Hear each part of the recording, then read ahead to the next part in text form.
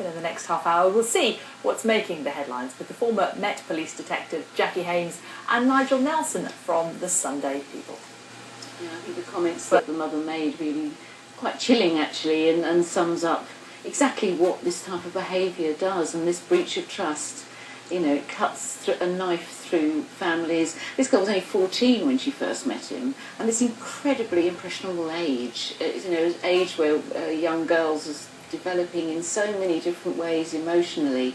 And he took advantage of her when she was in such a vulnerable stage. I mean, to call it love, I mean, I don't know how you can at that age, 14, 15, however mature somebody becomes. But it is to Malcolm, it is to her. I mean just to actually respect her own feelings. It may well be they will disappear over the next year or so, but that's how she appears to have felt. Yeah, but he's played on her vulnerabilities, hasn't he? He's groomed her in every sense. Which is why he deserves to be in jail for 5 years. Exactly, and it shows how that sort of innocuous behaviour, perhaps in isolation, you know, we all want our teachers to be inspirational and to build up good relationships with children, and it's finding that very fine line where teachers have to be completely responsible. He sounds almost predatory because we're starting to hear now, aren't we, this other headline. Well, yes, let's look at the front of the Mail, who have an interview. Look at the front of the Mail, where there's another teacher, Chloe Queen, another pupil who said that at 13 he was coming up, he was cuddling her, he was invading her space, he was inviting her to go out and see and play music in the evenings, all of which is inappropriate for a teacher.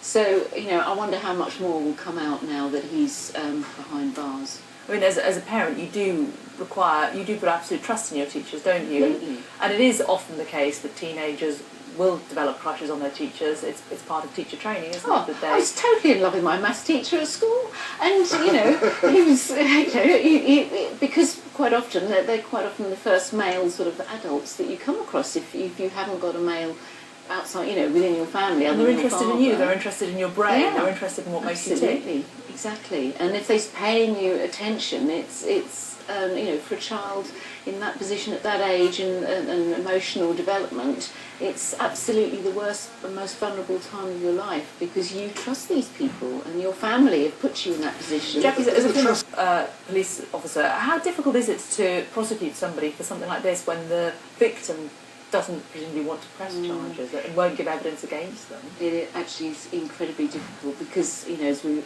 just been saying, we're dealing with a child who clearly in her own mind feels in love with this man and feels a sort of loyalty towards him and probably won't willingly say anything that she feels will implicate him in anything. She'll make excuses for him. She'll try and cover up what's happened and perhaps even say that it was, you know, she led him on or things like that in order to justify what's happened.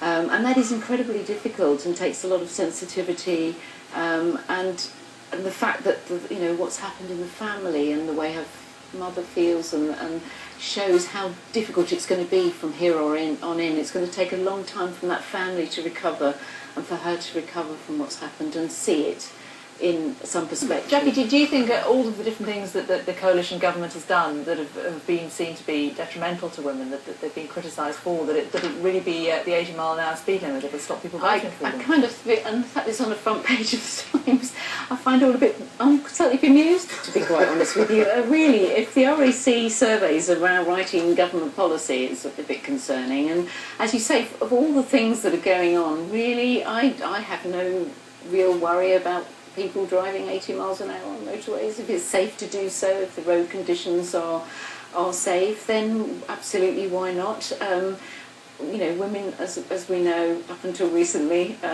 received lower policies because they drive safer. So perhaps it's a view that should be taken into consideration, but it's not high on my list of important things to be done.